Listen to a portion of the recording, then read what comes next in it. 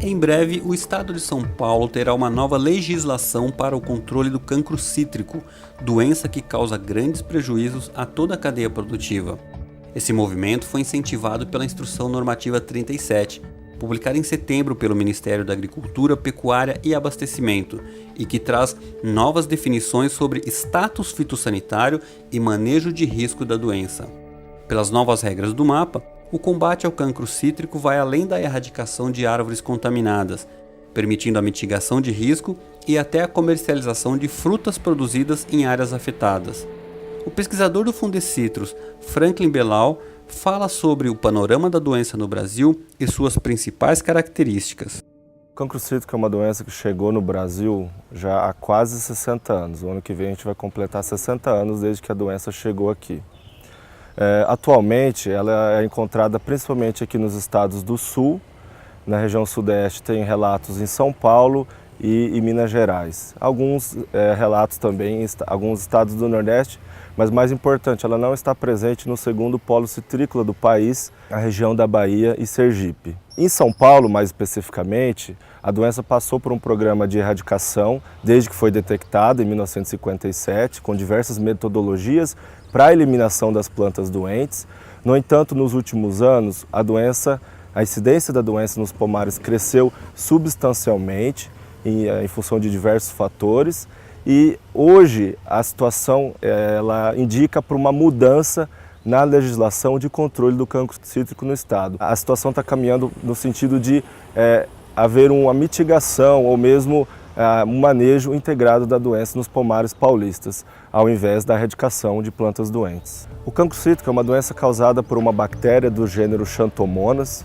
E a doença é importante por quê? Porque ela provoca desfolha das plantas, e isso ocorre principalmente em pomares jovens, porque a bactéria prefere infectar tecidos jovens, brotações e frutos em desenvolvimento. Então as consequências são a desfolha dessas plantas, principalmente as jovens, e a depreciação da qualidade do fruto, porque altera a qualidade da casca do fruto pelas lesões provocadas. E finalmente, o grande prejuízo, o grande impacto da doença é a queda prematura de frutos antes mesmo da colheita. O grande impacto da desfolha, que ocorre principalmente em pomares novos, é prejudicar, é depauperar a copa da planta de uma forma geral. E isso pode ser sentido nos anos subsequentes àquele surto da doença nas folhas e a desfolha.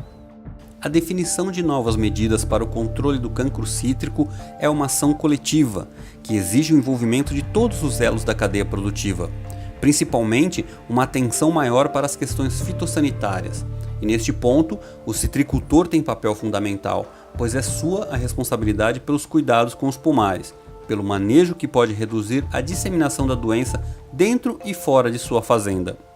A partir do momento que se adota então o manejo integrado, há um grupo de medidas que se utiliza para reduzir o impacto da doença no pomar, ou seja, diminuir a perda de frutos caídos ou com sintomas da doença na colheita. O grupo de medidas mais importante é composto pela aplicação de bactericidas à base de cobre, implantação de barreiras quebra-vento, uso de variedades menos suscetíveis, controle do minador dos citros, que é uma larva que se alimenta da folha dos citros e facilita a infecção pela bactéria, enfim, e outras medidas como o uso de indutores de resistência, que são produtos já utilizados para o controle sistêmico do psilídeo, que é o vetor do HLB, também tem um efeito benéfico na redução do cancro cítrico. Então, a adoção integrada dessas medidas mostra que é possível controlar o cancro cítrico. A informação é outro fator de extrema importância no controle e no combate ao cancro cítrico, mas não basta gerar conhecimento. É preciso fazer com que ele chegue ao campo, que esteja acessível para o produtor. Com a aproximação do período das águas, por exemplo, o agricultor necessita ainda mais de orientação técnica para fazer um manejo preventivo, pois as chuvas aumentam as condições de disseminação da doença. O Fundecitrus vem já há vários anos trabalhando no sentido de otimizar essas medidas de manejo, no sentido de reduzir custo, manter ou melhorar a eficiência e tornar o impacto econômico da doença menor.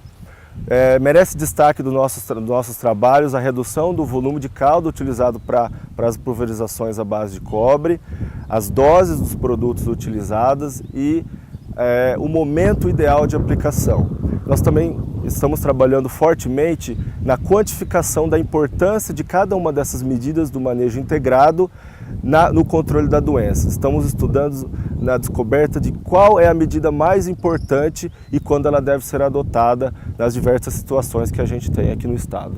A pesquisa do Fundecitrus, a maior parte dela é feita nos pomares dos produtores. Então, a partir desse momento, os produtores já têm contato com as nossas informações e com os resultados que estão sendo gerados em seus pomares. A coleta dos dados e o processamento desses dados possibilita a gente também a distribuir e a difundir essas informações para todos os tricultores, na forma de palestras, treinamentos, dias de campo e o contato individual dos nossos agentes extensionistas, que são os agrônomos que estão em contato direto e praticamente diário com os citricultores no campo e respondem as principais dúvidas que eles têm e passam essas informações geradas pela nossa pesquisa.